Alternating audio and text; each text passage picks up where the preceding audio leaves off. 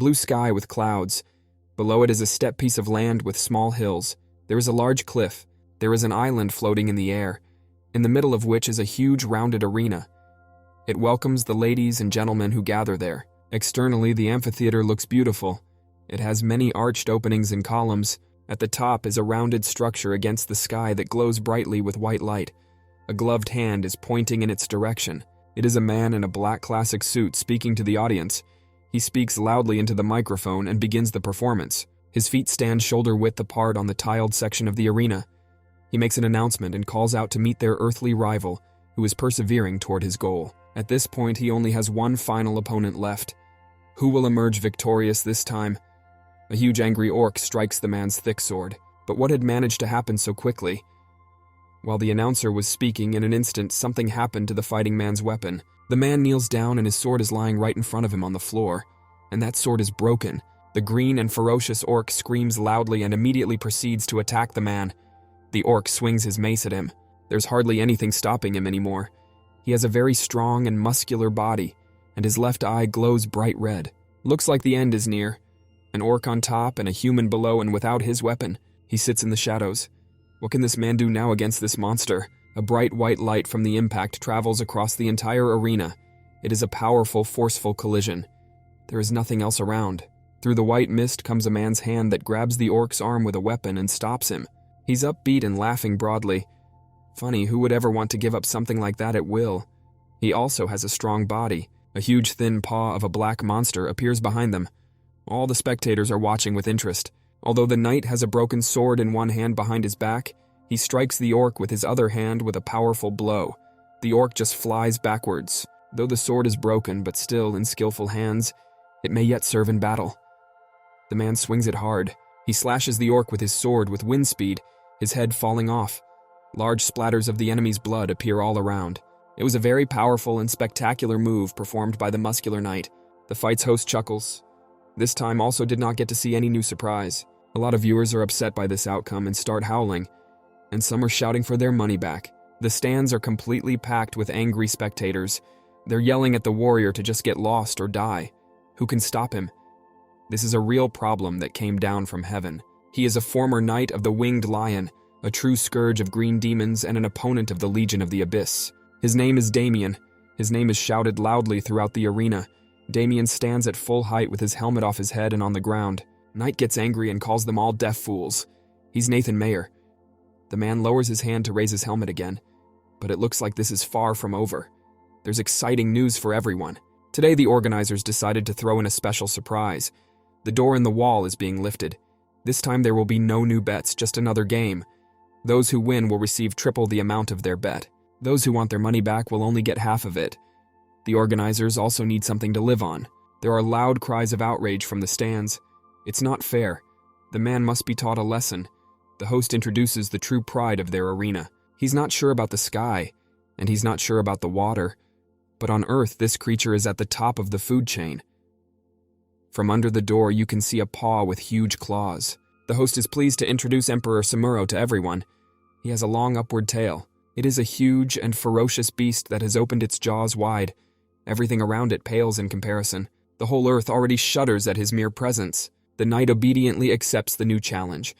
Though it is much different from what he was promised, he now only hopes that this beast will be at a sufficient level. The man calmly puts on his helmet.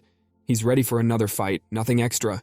He looks right at this wild beast and says, "Start already." Time seems to speed up several times. There are powerful gusts around from the enemy's movement. The beast is enraged. Its eyes burn with a bright red light. It has a thick mane on its back and fin-like armor around its neck. It opened its mouth wide with sharp fangs right in front of the human warrior. Nathan Mayer runs straight to meet him, holding the same broken sword. It's a story about one man. Somewhere behind a wall, a girl sits waiting for something. This is the story of a brave and strong knight, about a man who stands in the midst of countless storms, but determined. He is met by countless crossroads of fate. There are detractors who are ready to use him or to harm him. He means little to them, but this man is forging his own destiny with his own hands. Despite the odds, let everyone see this man's story with their own eyes. His path is not sweet. Around him are rivers of blood, screams, and a lot of struggle to achieve his goal and just to survive. He's a real skillful warrior who is adept at wielding weapons, and his gaze is only forward. Do not be too relaxed with this knight. He will not tolerate liars and will cut them with his sword at the speed of light if possible. Mountainous terrain against a cloudy sky. There are many green trees growing around. Aspen is being called out. Now she needs to run down the path as fast as she can. The feet of 2 knights in sturdy armor quickly run through the forest terrain. A whole squad of strong and vicious orcs is running between the trees. They have axes in their hands. 2 knights in strong armor run away from them. A girl without a helmet, she looks back at these savages. One large orc swings high above them, holding an axe. He shouts loudly and has long, sharp fangs in his mouth. The warrior girl quickly runs to meet him. She tries to draw her sword. This awkward moment. There seems to be regret in her eyes. Aspen says she won't make it. Suddenly, a male knight appears and throws the huge beast back with a powerful kick to the stomach. He managed to save his friend. Aspen looks at them, holding his sword. A strong knight in armor and helmet stands straight and holds his sword in front of him. He nervously asks Aspen if they have a long way to go. A defeated orc lies on the ground in front of him. It's not long before they're reinforced. They are almost here, we must hurry. But a whole army of bloodthirsty orcs keeps coming at them from behind. Warrior agrees. If they're already around, it's worth trying to hold out. While his partner runs away, the knight covers her. He draws his sword and fights at once, one against all. This warrior's sword is extremely sharp, and he wields it so effectively that he cuts orcs in half. Aspen, meanwhile, manages to run to the fortress. She struggles to open their heavy doors. She has done everything, the passage is open. The girl knight calls to her brother to run faster to her. But in front of her there are many streams of their enemy's blood. The knight is still fighting back with his sword. He holds them off for a short while. The warrior delivers striking blows one after another. The orcs stumbling at it leave only a lot of blood in response. One of the orcs stays behind to watch. He has thick white hair. He seems to be one of the leaders of their advance. The knight, having cleared the way, quickly turns and runs off towards their fortress. The ringleader watches intently with his red eye. He holds a wooden, sharply sharpened spear in front of him. He has a very strong and pumped-up body. I think he's up to something bad. He takes careful aim and is about to throw that big spear straight at the fleeing knight. The knight runs away with the speed of the wind, raising his sword high above him. He is almost to the fortification. The evil leader makes a strong throw. He is well trained and knows his stuff. The sharp spear swiftly flew straight towards the fleeing warrior. The man doesn't see the spear right behind his back. Will he have time to dodge? The knight with the blood of his enemies on his feet runs as fast as he can. But the spear comes closer and closer. He finally looks around, holding his trusty sword near his head. They're yelling at him to stay away. He should be able to dodge, but blood appears near his head. What is it? It was Aspen who came to his rescue. She couldn't stand by and wait for her friend to get hit. She covered him with herself. Her armor was damaged on the side, but she's still alive, and even more angry. She stares straight at her enemy without averting her gaze. Behind the serious-minded leader are many angry orcs. They want blood. Nathan Meyer takes his faithful Aspen under his arm and asks her to hold out a little longer. Aspen is hurt but can walk. She looks up at her friend. Good thing he's still in one piece. The 2 knights embrace and support each other. They go through this battle side by side. The enraged orcs also run as fast as they can. They are belligerent. You can't let these knights get away. The leader commands to catch up with the knights and points in their direction with his huge skull-shaped mace with spikes on the end. The fortress doors are half closed. A large crowd of orcs with stabbing weapons are trying to get inside in time. The lens of a spyglass, which shows a huge crowd of orcs trying to break through the closing gates of the fortress from above. A man of full build sits in a chair and ponders. He sees this confrontation with some humanoid orcs. 2 girl employees who look like spies manage to find the target and report it to their boss. He's laughing his ass off. Just what you need. One of the orcs grabbed the edge of the gate. He was the first to reach the goal. But he gets hit right in the head by a healthy projectile that warps his face. The leader pauses for a moment in front of the fortress. He stares with his red eyes. What was that? In front of him on the ground lies his defeated soldier. He no longer moves. In front of the gate is the silhouette of a knight. He holds a huge projectile on his shoulder. A crowd of orcs are watching. It's Nathan who sarcastically greets them again. He shares his observation that these guys seem to know nothing about vacations, but he does as well.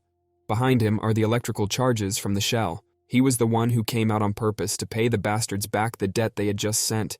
The orcs immediately jump on the warrior. The knight rests heavily on the ground and throws a projectile. His clothes flutter in the wind from such a powerful throw.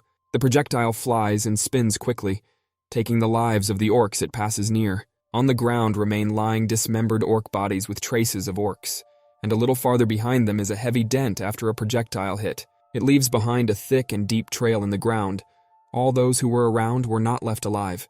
The remaining orcs stand with their mouths open in confusion. There are many white sparks around them, the hands of a knight behind a closed wooden gate. Aspen sits wounded with her back against the wall. She smiles and asks her partner if he's going to throw anything else, teases him, calling him a sick bastard. The knight interrupts her. He'd better not talk or he'll only make things worse. My partner had a pretty good idea. She's wounded and looking down a little dejected. Nathan guesses what she wants to say, so she'd better keep quiet now. She smiles and states dreamily, "How about retreating first to someone who is still able to move?" The brother immediately says no. Is she bleeding in her ears? He said no, so no. He's got his hands on the gate. Aspen still insists. That's an order. If he doesn't like it, he should have started this before she did. At that moment, a large axe blade smashes through the middle of the goal. Meyer tries to hold back the pressure as best he can. The face of an angry orc peeks through the punched hole.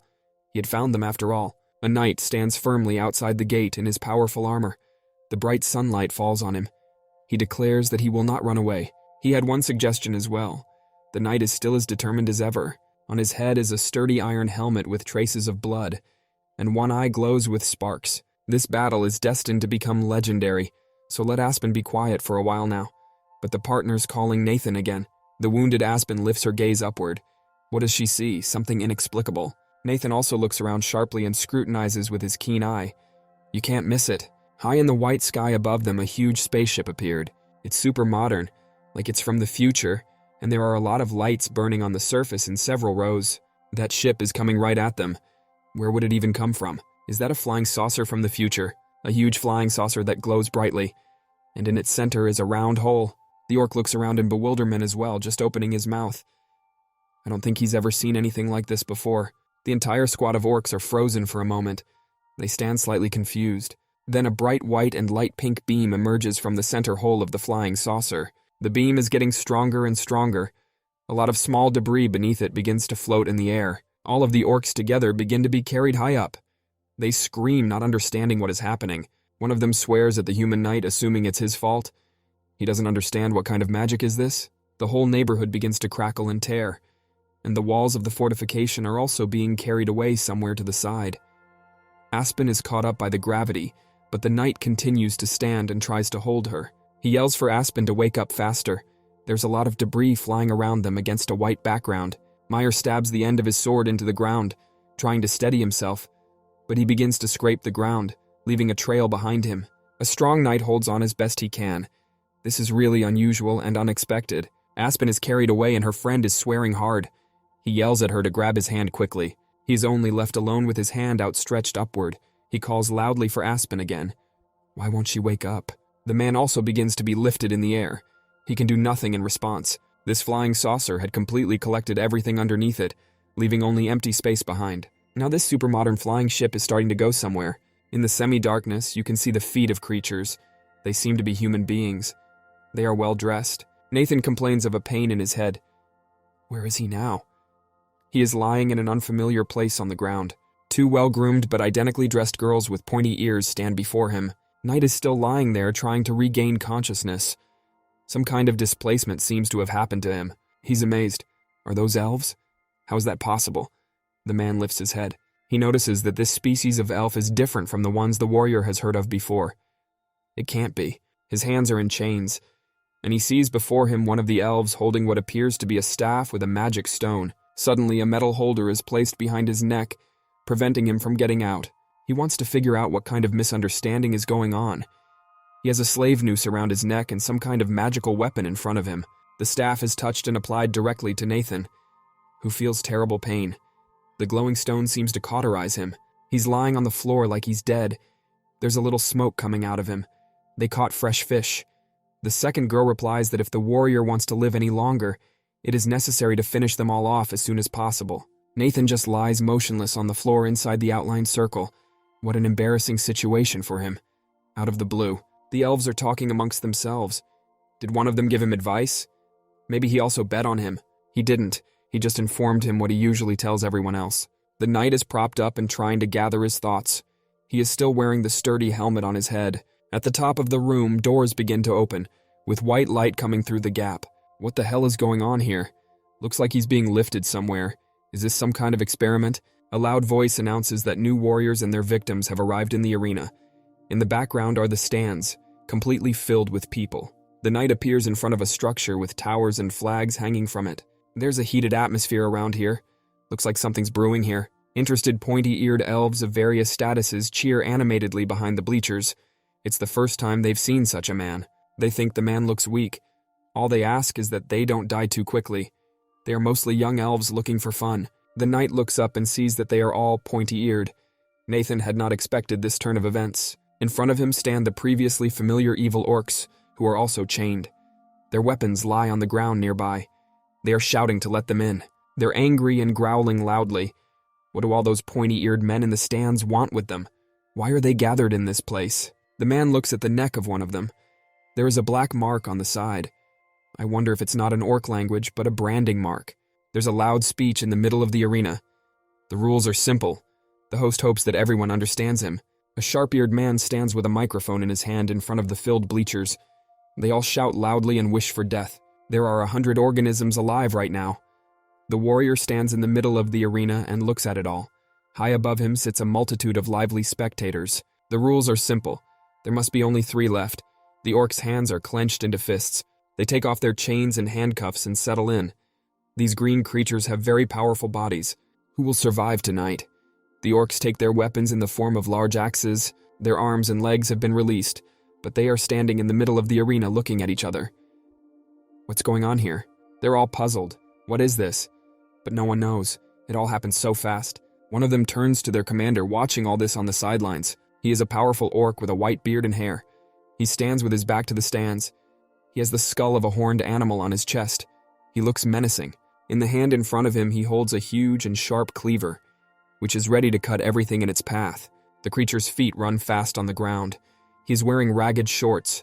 He shouts loudly that he doesn't want to be here anymore. It's a small man-slave. He tells him he was promised it would be the last time. He begs to just let him go. The slave can't take it anymore. A lot of very different spectators only wish to watch the performance. They're all full of emotion. Why are they making the slaves do it again? A man in a suit and neatly trimmed mustache is in the shadows. He silently observes the situation. A powerful magic stone floats at the top of the device. It emits strong sparks. He begins to spring into action. A vortex forms around him and the space changes. Space seems to be collapsing under its influence. It's a huge and bright beam, powerful in its influence. He captures a group of creatures who scream in terror. Under his influence, they begin to simply disappear. Goodness, and why did they behave this way? The slave sees that instead of a group of living beings, the place is now just big dents and a pile of ashes. If the creatures in the arena don't want to fight, just have them just say so at any time. The Sky Kara launcher is always on standby. The slave screams loudly and desperately in his despair. He has tears in his eyes. He's crying all over the knight's chest, begging to be saved. He doesn't want to die, but he wants the knight to help him get home. The slave froze in bewilderment as if something had struck him. The sturdy knight also doesn't understand this situation that has arisen. But this is no time to relax. The man's hands are on Nathan's chest, but suddenly an axe crashes into his back. Blood spatters on his back. The knight is slightly skewered. What was that just now? He gazes with his white pupil. That's the green orc rejoicing. He let that axe go. Their marksmanship is fine. He clenches his fist tightly and opens his mouth wide with huge and sharp fangs. His brothers heard it too, didn't they? They just need to do what they're really good at. That's what they're made for. They stand in front of the stands. It's their chance to prove themselves. Orcs themselves are always up for something like this. They are asked to do what they already do. The commander stands at the back and watches his enthusiastic squad. He doesn't seem to mind either. The knight is all alone in the midst of it all. It's a real challenge for him. The slave girl screams loudly. She begs to be saved and quickly runs away. But the evil orc immediately catches up with her and gives her a fatal blow to the chest. The orcs laugh loudly and kill anyone who gets in their way with their axes. The weak slaves beg to be left alone. On one guy's head, an orc stepped with his thick foot and he lies frozen to the ground. The knight observes the whole picture. He concludes that they are becoming more and more violent. A young boy with tears in his eyes lies in his arms. He's looking right at him. It all adds up to a very sad scene. The knight looks down at him. He ponders the situation. The boy closes his eyes. He dies in the warrior's arms. He releases the head of this young slave. Now the orc stood opposite this helmeted knight sitting on the ground. Another easy prey for them. One of the orcs will recognize it, for it is the same human they have been chasing. That's right. The orc got to this place after chasing this man and some other woman. They're looking at Nathan menacingly. The helmeted man continues to sit on the ground. The orcs stand proudly above him with weapons in their hands. Finally, they turn to him. Is he now ready to face them? The man keeps a sharp eye on these monsters. He checks with them. These monsters are going to do something they're really good at, aren't they? He rises slightly bent over, his hands down. They're in chains. Then he'll do the same. Nathan Mayer steps up. He has a solidly built and trained body. He lowered and put his hands together. They're gloved and there's a chain hanging underneath them. A few bloodthirsty orcs take a short time to attack the humans. Their goal is to kill. A muscular bald orc walks right up to the man. His mouth reveals sharp fangs. He reaches out sharply to grab Meyer, who just stands there as if deliberately waiting for something. Suddenly, he swings his arms out to the sides with force and breaks the chain. Every moment counts now. He pushes off the ground hard with his foot, which is in sturdy armor. Cracks appear on the ground. The knight swings as if at the speed of light, and lightning bolts appear around his fist. He hits the orc with a fist right under his jaw. The orc is lost. There are strong gusts of wind around the blow. The green monster is much larger in size than the man, but his kick makes him fly up. Nathan was able to handle this demon even without his sword behind him. The orc's body flies defenselessly high up above the ground, as if it was being carried away into the white light. The spectators are impressed, as the orc soared even higher than the bleachers they are sitting in. Now the patch of ground near the warrior cleared for a moment. No one there. It was as if the knight had powerful white wings and became elusive. He sits on the ground again, but fully alert. His hands are no longer chained. The remaining orcs growl in anger. How dare he? He's only one, what can this little human do to them? The knight makes a quick run-up for the offensive. His mantle is fluttering behind him. The helmeted warrior has now drawn his sword and is holding it in his hands. He is in a fighting stance. Nathan strikes right into the orc's neck, from which a lot of blood pours out. He cries out in pain. Meyer watches intently with his blue eye. His helmet has traces of orc blood on it. The knight finally stood up to his full height, stained with the blood of his enemy. He spectacularly managed to fight back. Remnants of green monster body parts lay scattered on the ground near the warrior. Suddenly, a large orc with fangs sneaks up from behind the back of the just-fighting Meyer. He wraps his huge arms around the helmeted man's head. For a second, Nathan is caught off guard. This monster is 5 times the size of the knight. He's satisfied, holding Nathan's head tightly and not letting go. The orc lifted the warrior in the air. He didn't have time to draw his sword and with his hands tries to hold on to the laughing orc's arms. But although the knight is much smaller in size, his strength is extremely high. He clutches the wrist of his wily opponent with a powerful grip. At the cost of doing so, he flips in the air and ends up on top, holding onto the orc's wrists. Nathan smashes the orc's head with his own head. He finds himself slumped to the ground, which creates a huge dent with cracks from the orc. The knight is extremely strong, and it looks like he hasn't even had time to get tired. He's looking ahead. Who will be next? The audience continues to watch with interest all that is happening. What a great show. The man stands with his legs spread wide, alert. His cloak is covered in blood. The next orc runs at him, and then there's another one.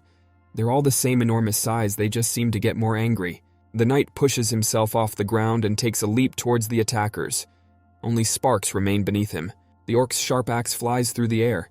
He dropped it after colliding with the warrior. Nathan wraps his arms around his enemy's body and rolls him down. Nathan can't do anything and just falls down. The sharp-eared onlookers are in shock. This is something they certainly didn't expect to see today. Fans are watching with excitement with their mouths open. The knight continues to fight viciously like a ferocious predator. He strikes with his hands, which are covered in blood. Now he steps his foot on the head of another orc and crushes it. The bloodied victor stood in a proud stance and shows his middle finger to everyone. Let no one dare to underestimate the knight of the winged lion of the human alliance. Not just him. Never look down on anyone. One sharp-eared cheerleader barely had time to cover her mouth in amazement. Her eyes just lit up. Another cheerleader sits next to her huge masked security guard. She eats popcorn and stares at the arena without looking away. The deputy orc captain asks with a smirk, should he go deal with this upstart? But the chief replies to wait for now. You don't want to run into a fight just to increase your numbers. In front of them, the real carnage is happening. The green monsters can't get any closer. Now it's best to just wait and see. Nathan is now swinging his axe and killing anyone who comes near him. Nothing can stop him. You should not get under such a hot hand. The man continues his attack. He takes a sharp swing and hurls his axe at his foe at breakneck speed. The weapon hits right on target. The axe is deeply embedded in the orc's neck. The knight attacks from a distance. A large projectile falls to the ground with great speed, blowing everything around it to smithereens. But as it turns out, the experienced knight manages to dodge here as well. He wants to quickly grab his personal sword. The knight is back at full strength. He swings it. There's no way to get at him now. The warrior slashes with his sword in a circle, piercing all those in his path with it. From the side, one can only see trails of sweeps and lots of blood of ferocious orcs. Now Nathan's helmet is even more bloody. He's still watching it with his gleaming blue eye. Who's next to dare? A large orc stands behind the knight with a spear in his hand. Nathan has to fight back, and his agility comes in handy. There is also an orc standing in front of him. They surround the strong man. The green monster from behind is rushing to deliver a fatal blow to Nathan. He's also very fast, but the warrior raises his sword and fends off the attack from the side. Only the sparks from the clash of their cold weapons remain visible. The spear now finds itself deeply embedded in the chest of the orc, around which everything blurs. Nathan takes his next whip swing with his sword with a trace of blood on it. The severed head of a slain orc remains separate from the body, flying through the air. Every blow the knight makes with his sword proves fatal. Behind him is now just the headless body of an orc, with streams of blood spurting from it. Nothing seems to be able to resist such blows and such skillful sword-wielding. The head of a slain orc lies on the ground at the feet of his companion. What horror has befallen these savages? The assistant commander sees this whole meat grinder. He can't let it go on any longer. The commander also stands puzzled. He seems to have never encountered such a thing before. The orc captain crossed his arms over his chest. What should they do now? This would require a separate approach. The knight now steps closer to them. He steps his foot on the ground, which is in the blood of the orcs. Nathan stands, straightening up, gathering his power. He is surrounded by a light blue smoke. There is no armor on his body, just a tight light black t-shirt. But you can see the man's superior form. The warrior stands, drawing his bloody sword forward. It is perfectly sharpened and glistening. Nathan's sharp sword points directly at the three main orcs who are standing next to each other. The knight seemed to be able to recognize one of them. The orc leader's face is in some confusion. He smiles bloodthirstily. The man turns to him. He was the one who threw that thing at them when the warrior ran into the fortress with his friend. The commander shows his interest and surprise. He says he's noticed how people can also be good at it, it turns out, and they also like battles. The warrior continues to stand his ground and holds his sword in front of the orc. Why are such warrior races so talkative? He looks at him directly and tells him to end it all. Have him come over here quickly. You can see that the leader of the orcs is no longer young at all, though he is still in great shape. He pauses for a moment. The commander starts laughing broadly at the top of his mouth. This is exactly the kind of fight he was hoping for. The captain still continues to stand still. This is really unusual and unexpected. His right hand with a huge cleaver quickly runs to meet the human knight. The knight is also at full speed, running straight at him, holding his sword horizontally in front of him. The arena stands are completely packed with fans. No one even thinks about leaving. The young knight makes an escape maneuver. All around him, traces of the turn remain in the air. One of the pointy-eared fans in sunglasses cynically states that it was already expected. Another asks if his friend wants to cancel the bet in that case. In any case, the bets will close soon, so it's better to continue making them evenly.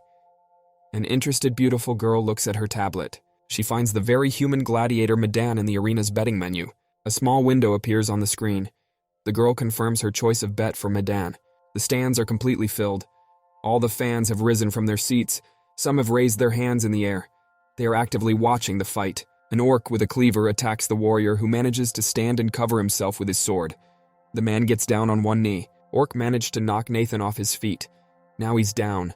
The green monster is in an advantageous position as he continues to attack. The man falls to the ground. The most important thing now is to dodge the orc's cleaver. He lies on the ground and looks around. A huge and sharp cleaver is right above him. A vicious orc with horns behind his back takes a swing and bends down. This could be the end of the fight, but Nathan manages to dodge. His agility and speed helped him. The blow comes very close but misses him. Monster gets annoyed at the miss. Victory was close. Now he has to dodge on his own. One girl sits on the podium and watches them closely from above. It's quite exciting. Such skill cannot be overlooked. This fighter is not bad. After all, humans always have the worst ratings. She laughs loudly and throws some trash in their direction. A fashionable and pretty girl playfully approaches her younger brother. He asks his advice. Does he think either of them will become their opponent in the future? It was noticeable that she was confident in herself and her abilities. Her eyes lit up with a red light, but her huge helmeted brother doesn't care at all. He's also pointy-eared but has a powerful body. His eye is red. He thinks to himself, all that matters is that he's confident in his abilities. What man can compete with him? Meyer has a blue eye. He possesses a tenacious and strong gaze. He looks forward and only in victory. He admits it was a bit more troublesome than before. He strikes his sword at his opponent, who is now gasping for breath. Another skillful and lightning-fast victory. The rest of the orc team stands frozen in bewilderment. They can't believe their eyes. The captain is also silent. What to do next? This man has proven to be truly powerful. The dead orc's body lies on the ground in his own blood. But it's still not enough. Nathan just keeps moving on. After all, this warrior isn't done yet. His left eye glows with a bright blue light. The dead assistant captain is far away. The arena has taken the life of one of the strongest orc brothers. In front of the warrior stands the 3 remaining orcs. In the middle is their leader. He could feel it, but this knight is really quite an unusual person. He extends his hand and invites him to join their team. The captain promises that together they will rise to the very top. In the stands, the spectators are shouting loudly. They don't want any truce. Let them fight. Enough talk. The orc commander waves it off. He says only to look at these uncivilized barbarians. Nathan stops for a second and listens. What's that going on around here? This man is a knight, and he is a legion commander. They complement each other perfectly. Joining them together can accomplish a lot, and these long-eared fans will never find peace in their eyes. What will the glorious knight say to that? The formidable knight stands with his head down. How unexpectedly this orc captain is talking. The warrior expresses his incomprehension. Do they orcs really cowards so much when they cease to dominate? Is he really that sick? The knight gripped his head with one hand and bent slightly. He had absolutely no interest in these dwarf perverts and their bizarre tastes. He's only here to find Aspen, and nothing else interests this man in this place. The captain smirks. What a talent to waste. He immediately pounces on the knight, hoping to hit him at the right moment. But Nathan manages to get his sword out. They face each other closely. An orc's weapon against a knight's sword. At this time, there were large brick gates in the arena. A strange sound was heard. It came from the gate, which began to slowly open. There was darkness beyond the gate. Nothing visible except the terrifyingly huge head of some monster. The orcs looked at him fearfully. They didn't understand what they would do if the beast came out. The beast rushed into the arena. It opened its jaws and roared loudly. The spectators had waited too long for it to appear. The monster was the eternal mascot of their arena, Yabuni. His exit was solemnly announced by the announcer. Nathan asked the captain in surprise what it was. He didn't seem to know what kind of monster they were dealing with. While they were chatting, the monster had already fully mastered the arena. It viciously ate the orc, its entire mouth covered in blood. Yabuni swallowed the orc with ease. He was making horrifying noises. He didn't seem to have enough to do. At that moment, the monster noticed the new victim.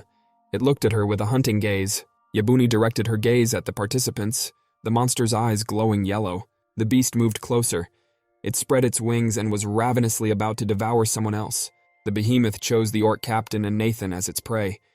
They stood in fighting stances, ready to repel the attacks. Nathan was not happy with this turn of events. He had had enough of these orcs, and now this monster had entered the arena. At that moment, the orc captain's hands showed behind the knight's back and they reached for Nathan. In an instant, the captain had his arms around the knight and pawed him so that he couldn't move. The orc gave the command to act now. A sharp sword blade flashed before the knight's eyes. One of the orcs thrust his sword straight into Nathan's stomach. Blood gushed from the knight's body. The orc had done his job as the task was done. Now they could run from there. The orc commander couldn't escape. He fell to the ground along with the knight. The beast was already approaching them. He was eager to eat his new prey. Turns out the orc's sword went through the captain's body. He and Nathan lay on the ground, unable to move. The beast opened its maw at full force. It approached its would-be victim. Yabuni growled loudly. The knight had already said goodbye to his life. He apologized to Aspen. Nathan thought that was all he could do. He lay motionless on the ground. At that moment, the knight heard the words that the girl wished she was in a safer place. The knight opened his eyes and saw someone strolling through the arena.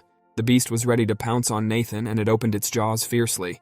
The knight noticed that it looked like another man had entered the arena. This person was a girl with long red hair. It was Aspen. She held a sword in her hands and stood proudly in front of the monster. The girl tied her hair up with a ribbon and said that the knight was well done. Nathan looked up in surprise. He hadn't expected to see his friend in the arena. Aspen turned around and looked at the knight. She smiled sweetly at him. The girl stated that it looks like it's time for the second wing to come to the rescue. She drew her sword from its sheath and took a fighting stance to overpower the monster. In the arena, the real ferocious battle between the behemoth and Aspen continued. The monster turned its attention to Aspen. It opened its jaws, ready to swallow the girl whole. The knight was bleeding and yelled for the girl to wait. He asked what she was doing. Aspen replied that she didn't know if her actions would save them now or lead them to certain death. Aspen closed her eyes and said that if Nathan was going to survive, he had to stay alive. The girl asked, when the knight returned back to their world, not to forget her. She held her sword confidently in her hands and prepared to fight Yabuni. The monster was enraged. She moved sharply towards the girl to attack her. Yabuni opened his bloody mouth, eager to eat his new prey. Aspen stood directly in front of the monster's mouth without a drop of fear. She pointed her sword at it. The announcer announced that another man had appeared in the arena like a comet. The monster kept coming closer and closer to the girl. Aspen shifted abruptly and pushed herself off the ground. She had a plan to deal with the monster. The girl jumped up straight towards the monster's mouth. She was going to hit him on his most exposed spot. Aspen twisted her sword right in flight. She swung it sharply at the monster's muzzle. Next, she ran down the monster's body with great speed and struck another blow. The girl kicked at Yabuni's spine. This kick should have seriously damaged the monster. Aspen was moving so fast that only the sweep of her sword was visible around her. The girl used a stabbing style of fighting. Her technique was called the full moon cut. The girl landed on the ground. The audience really liked Aspen, cheered, and were going to bet wah-bang on her. Aspen wasn't happy with her gift. She felt as if the girl hadn't been so deeply affected. Her doubts proved correct. The monster was still on its feet. Its wounds were not serious. Aspen was dumbfounded.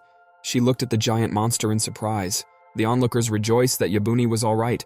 The monster glared angrily at the girl. Aspen didn't understand how Yabuni remained unharmed after so many blows. At this time, Nathan lay on the ground and tried to pull the sword out of his stomach. He jerked the sword out with a sharp motion of his hand. The guy screamed in immense pain. A stream of blood rushed from the knight's stomach, and he threw his sword to the ground. Nathan was in so much pain he couldn't even get off his knees. The man tried to pull himself together. In that instant, the knight remembered how wounded Aspen had been in this battle. He also recalled her heroic words as the wounded girl sat in hopelessness. Nathan found the strength to get up, he thought. This was no time to feel sorry for himself. The anchor commented as Yabuni made a dash. The beast moved quickly towards the girl. Aspen stood in a daze. She didn't know what to do next. The girl trembled with fear looking at the might of her opponent. Her situation seemed hopeless. Suddenly, a knight came from behind her. He shouted to her not to stand still but to act. The girl heard those words. It was as if they had electrocuted her. Nathan kept yelling for Aspen to get out of there faster. The knight was very worried about the girl. The girl finally came to her senses. She turned around and looked at the knight. It gave her strength. Aspen gathered all her will in her fist and decided not to give up. It was already too late to dodge, in which case she decided to rip straight at the monster. She thought she had to defeat the monster or die. Aspen ran towards the monster's mouth. The girl drew her sword and began spinning around the monster, striking it. Yabuni stood firmly on his huge paws. He didn't have time to react to the girl's appearance. She slashed the monster's paw in an instant, blood spurting from the wound. The girl was determined. She moved further down the monster's body, intending to give it deep blows. She needed to cut the rest of the monster's legs as well so it would fall to the ground. Her eyes burned with determination and anger. The girl had had enough of Yabuni. Aspen had succeeded. The monster fell to the ground with a clatter. She managed to overpower the monster. She successfully slashed its legs, dust rising around it. The girl walked victoriously away from Yabuni's body. She was proud of herself for being able to overpower him. After so much hard work, an old wound in her side began to ache. The girl smiled and asked how Nathan was doing with Aspen's skills. At that moment, something showed from behind the girl's back. The knight shouted for her to dodge. He reached out to her, trying to help the girl. The knight, covering his stomach wound with his hand, ran to the girl's aid. Turns out the monster wasn't defeated. It grabbed Aspen with its jaws. The girl's blood splattered around. It looked like he had damaged her vital organs. Yabuni threw Aspen into the arena wall with all his might. No one would have survived such a blow. He did it with his limb, which was more like a bone. Everyone around them was more worried about Yabuni. They were asking to get a vet. Aspen was slammed into the wall and was bleeding all over. The audience shouted that they were tired of the humans and wished them dead. They were very cruel to the participants. This infuriated the knight. He was sure it was all because of them. Rage gripped him and his mind clouded. The knight lost control of himself. He began to massacre the remaining orcs. He grabbed one of them by the head. It was a bloody sight. The guy ripped that orc's head in two. The others were in shock. He defeated the orcs with his bare hands, the orc's skin cracking right before his eyes. The orc commander was shocked at such a knight's strength. He watched this battle in surprise. The commander ran away from the knight in a flash. He was very excited. The commander shouted that this was the end and asked for someone to stop this monster, pointing at Nathan. The knight caught up with him. He glared angrily at the commander. The guy was ready to straighten him out. Nathan swung his staff with the skull of one of the orcs perched on it. The knight was furious. He couldn't control himself and wanted revenge on everyone because of Aspen. Nathan stood directly in front of the orc commander. The one was huddled against the wall in fear and didn't know how to escape from the knight and save his life. At that moment, a horrifying scene of the massacre of the orc commanders arose before the audience. All the onlookers took their heads from such cruelty. Nathan finished him off in cold blood. One of the girls seemed to enjoy watching the knight's actions. At this time, that cheerleader with the security guard was ecstatic at such cruelty. She jumped up from her seat and looked at the arena with joy. The masked elf looked angrily at what was happening on the battlefield. He wanted to stop it. The elf guards scurried into the arena in a flash. They planned to stop Nathan. The knight sat on the ground in a pool of blood. He was no longer able to continue fighting. In front of Nathan was the disheveled skull of an orc commander, the guy holding the stick he used to kill him with. Nathan didn't know if he could keep his promise to remember the spin if he did survive. The guards pinned the boys to the ground. One of the guards used magic power to subdue the knight. An overweight elf in a yellow suit walked down the long hallway. He was obviously a big shot. The men demanded he open the door. Behind her was a knight. The room was his prison. Nathan was hanging suspended by chains. He couldn't escape from there. The yellow-suited elf was very angry when he saw the knight. He was extremely displeased with his actions. Nathan looked at him calmly with his glowing eye, his mask covered in blood. The knight was left with a deep wound in her stomach from the orc's sword. She was bleeding. The knight's prison looked eerie, with not a single drop of light entering it. The furnishings were intimidating. Footsteps were heard. Someone had entered the dungeon and was approaching the boy. Nathan hung suspended by chains. The young man's head sadly lowered. The knight looked up and said he was just thirsty. With him in the room was that fat man. He asked in an angry tone if the knight knew what he had done. The man slapped the boy in the face. The knight replied that they had dragged him here out of the blue and were talking nonsense. The man became enraged again. He grabbed the electric staff from the guard. A man violently electrocuted a knight so that it would hurt him more. Nathan was writhing in pain.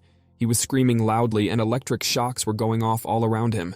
The man was sure Nathan didn't quite understand what the most important and lucrative entertainment here was. Nothing was more fun for these people than a bloody fight.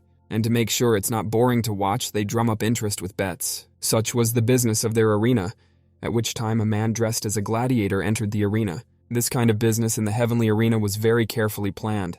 A man was fighting with a monster. The monster attacked him angrily, screaming loudly. They fished out the earth species like humans fished out fish from a river. The beast struck the man at the same time, but he defended himself with his shield. The man thought the fights between humans and other creatures were a lot of fun to watch. Today's main course was to be orcs, green-skinned warriors with exceptional physical ability and fighting spirit. They were flavored with masculinity and brimming with the taste of brutal daring.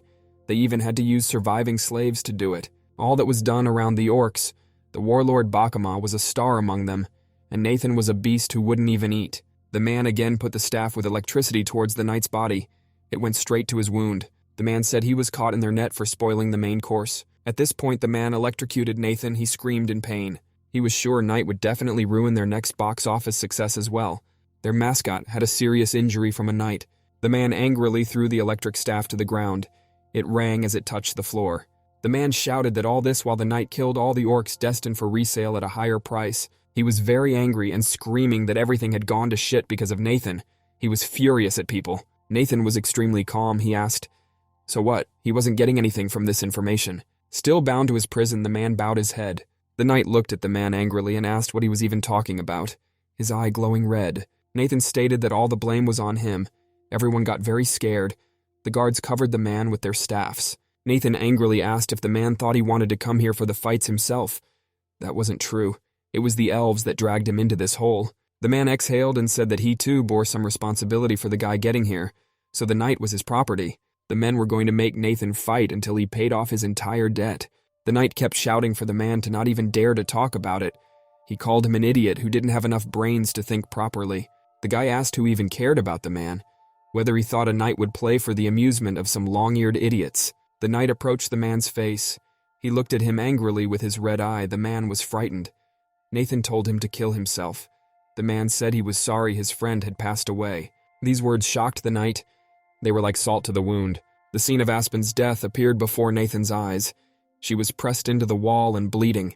The knight could not recover, and he was shocked anew by the memory. Some time passed, the man left the knight's cell, rays of light shining through the prison window. The guy thought there was a lot to sort out with her too, and he was frustrated that nothing could be done about it. Nathan thought it was impossible to recover what had already gone into the incinerator, and he would have to settle for just that. The guy felt guilty about his girlfriend's death. He said it was all because of him. At this moment, the room was filled with a purple glow. The guy didn't realize what was happening. Someone teleported right into the chamber, she asked. Did the knight see everything with her own eyes? An elf girl walked into the room. Behind her was a purple-colored portal. She slowly approached the knight, wearing a long robe. Nathan didn't understand who this girl was or what she was doing in his cell. She looked at him and wondered if the knight really needed it. The girl replied that Nathan could call her his supporter. The girl crossed her arms. She had a very positive attitude towards the knight. Nathan asked what the girl had meant at the beginning of their dialogue. She replied that given so many things a guy should be interested in, it was odd that he chose to ask just that. Nathan was only interested in knowing if Aspen was alive. He asked the girl. The girl smiled and said that his friend was alive. She didn't die on the battlefield. Nathan was very surprised by this fact, and he asked where Aspen was. The girl smiled and replied that it wasn't that important, and the guy had other things to worry about. The girl lowered her gaze. She looked sadly at the knight. He was very angry, his eye glowing red. He demanded an answer to his question now, for he was in no mood to joke. The girl smiled sweetly. She wasn't at all intimidated by the knight's attitude. She replied that he had more important things to think about right now. The girl pointed to the portal. The boy still didn't understand what she meant, and whether she was really his ally. The girl asked if the knight remembered that monster at the very end. The girl said it was the knight's next opponent in the next arena fight. The girl thought it was okay to send him out again since the knight couldn't get a proper look at him last time. Nathan was not the least bit frightened. He replied that, well, the girl was surprised at this reaction of the guy. The monster had an intimidating appearance. She glared ferociously at everyone around her, wanting to devour them. Nathan was determined he wanted to pay this behemoth back. The girl asked if the knight was really not afraid. He replied that nothing would change if he was afraid, but he was curious about the girl's intentions. The girl smiled and said that she had no ulterior motives and only wished for his victory. The guy couldn't believe she could be his ally without asking for anything in return. The girl had expected this reaction from the knight. She smiled once more. The girl said they still need to work out their relationship with the knight. She asked him to let her introduce herself again.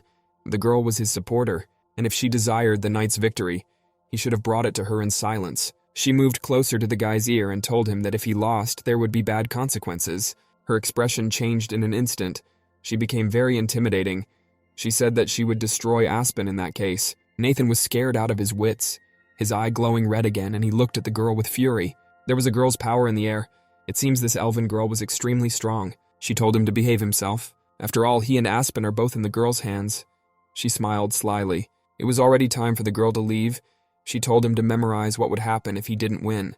In that case, the guy would have lost a lot more. His girlfriend's life and health. The girl disappeared into the portal from which she had come. There wasn't a trace of the girl left, just a couple feathers drooping to the ground. The knight still sat chained to his cell. He kept pondering the girl's words. There was a growing ray of light through the prison window. It was dawn. The knight was pissed off that there was another problem. He didn't know how to save Aspen.